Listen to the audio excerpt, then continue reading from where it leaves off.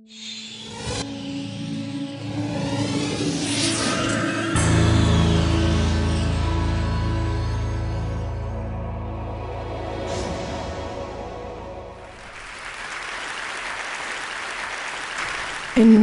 half a century of trying to help prevent wars, there's one question that never leaves me. How do we deal with extreme violence without using force in return? When you're faced with brutality, whether it's a child facing a bully in the playground, or domestic violence, or on the streets of Syria today facing tanks and shrapnel, what's the most effective thing to do? Fight back? Give in? Use more force? This question, how do I deal with the bully without becoming a thug in return, has been with me ever since I was a child. I remember I was about 13, glued to a grainy black and white television in my parents' living room as Soviet tanks rolled into Budapest. And kids not much older than me were throwing themselves at the tanks and getting mown down. And I rushed upstairs and started packing my suitcase, and my mother came up and said, "What on earth are you doing?" And I said, "I'm going to Budapest." And she said, "What on earth for?" And I said, "Kids are getting killed there. There's something terrible happening." And she said, "Don't be so silly." And I started to cry. And she got it. She said, "Okay, I see it's serious. You're much too young to help. You need training. I'll help you, but just unpack your suitcase." And so I got some training and went and worked in Africa during most of my 20s. But I realized that what I really needed to know I couldn't get from training courses. I wanted to understand how violence, how oppression works. And what I've discovered since is this. Bullies use violence in 3 ways. They use political violence to intimidate, physical violence to terrorize, and mental or emotional violence to undermine. And only very rarely, in very few cases, does it work to use more violence. Nelson Mandela went to jail believing in violence. And 27 years later, he and his colleagues had slowly and carefully honed the skills, the incredible skills that they needed to turn one of the most vicious governments the world has known into a democracy. And they did it in a total devotion to non-violence. They realized that using force against force doesn't work. So what does work? Over time, I've collected about half a dozen methods that do work. Of course, there are many more that do work and that are effective. And the first is that the change that has to take place here, inside me. It's my response, my attitude to oppression that I've got control over, that I can do something about. And what I need to develop is self-knowledge to do that. That means I need to know how I tick, when I collapse, where my formidable points are and where my weaker points are. When do I give in? What will I stand up for? And meditation or self-inspection is one of the ways of it's not the only one, it's one of the ways of gaining this kind of inner power. And my heroine here, like Satish, is Aung San Suu Kyi in Burma. She was leading a group of students on a protest in the streets of Rangoon. They came around a corner faced with a row of machine guns. And she realized straight away that the soldiers, with their fingers shaking on the triggers, were more scared than the student protesters behind her. but she told the students to sit down. And she walked forward with such calm and such clarity and such total lack of fear that she could walk right up to the first gun, put her hand on it, and lower it. And no one got killed. So that's what the mastery of fear can do. Not only faced with machine guns, but if you meet a knife fight in the street, that we have to practice. So what about our fear? I have a little mantra. My fear grows fat on the energy I feed it. And if it grows very big, it probably happens. So we all know the 3 o'clock in the morning syndrome, when something you've been worrying about wakes you up. I see a lot of people.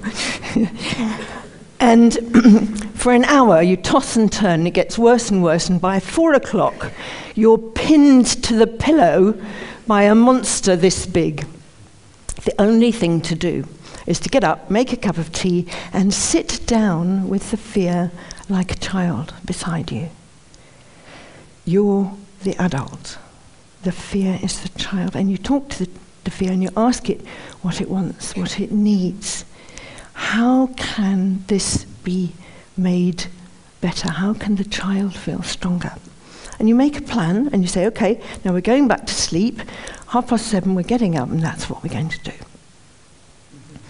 I had one of these 3 a.m. episodes on Sunday, paralyzed with fear at coming to talk to you. So I did the thing, I got up, made the cup of tea, sat down with it, did it all, and I'm here. Still partly paralyzed, but I'm here. So that's fear. What about anger? Wherever there's injustice, there's anger. But anger is like gasoline, and if you spray it around and somebody lights a match, you've got an inferno. But anger as an engine, in an engine, is powerful. If we can put our anger inside an engine, it can drive us forward, it can get us through the dreadful moments, and it can give us real inner power. And I learned this in my work with nuclear weapon policymakers, because at the beginning I was so outraged at the dangers they were exposing us to that I just wanted to argue and blame and make them wrong. Totally ineffective.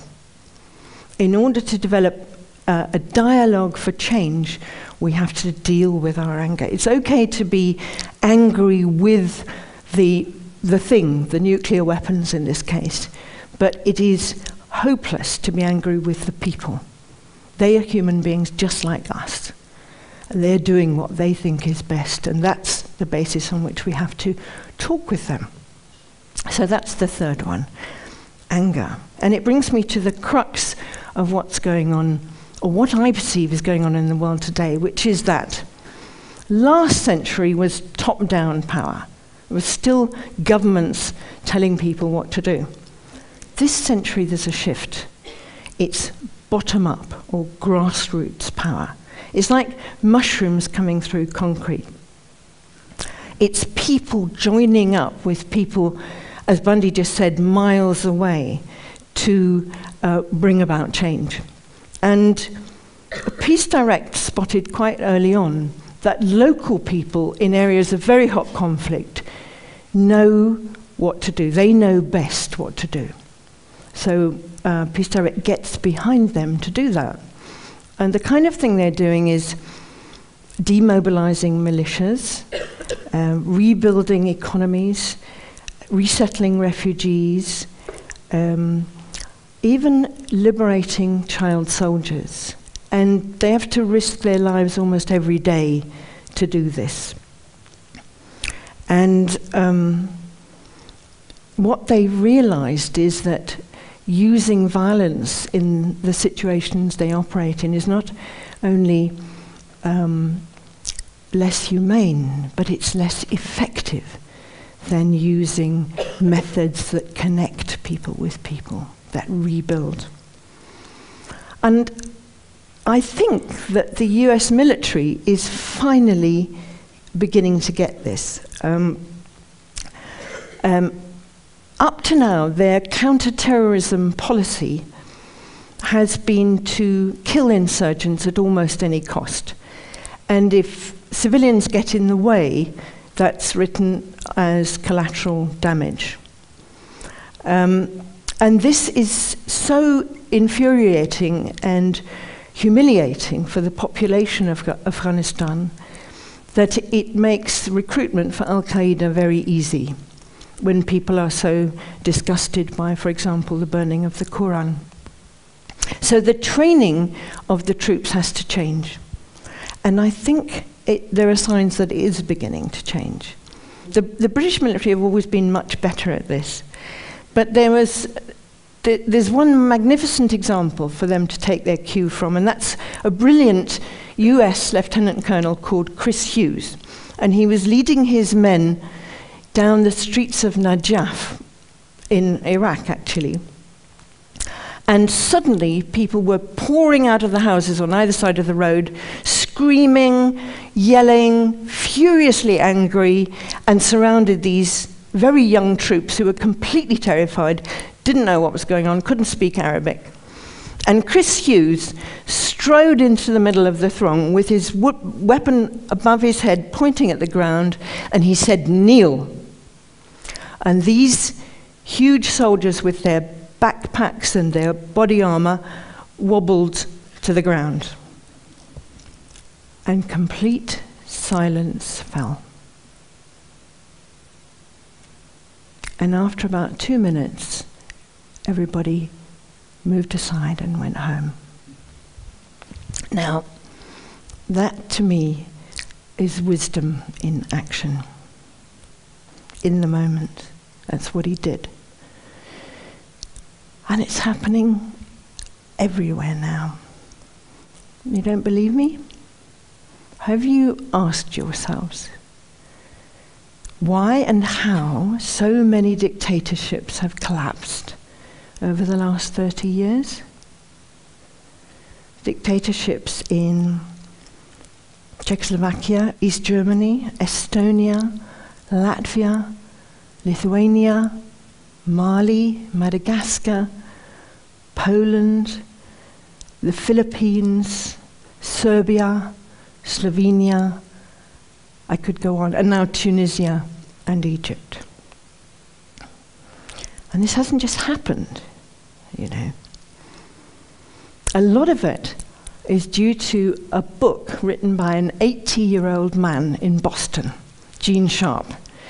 He wrote a book called From Dictatorship to Democracy with 81 methodologies for non-violent resistance. And it's been translated into 26 languages, it's flown around the world, and it's being used by young people and older people everywhere. Because it works, it's effective. So this is what gives me hope.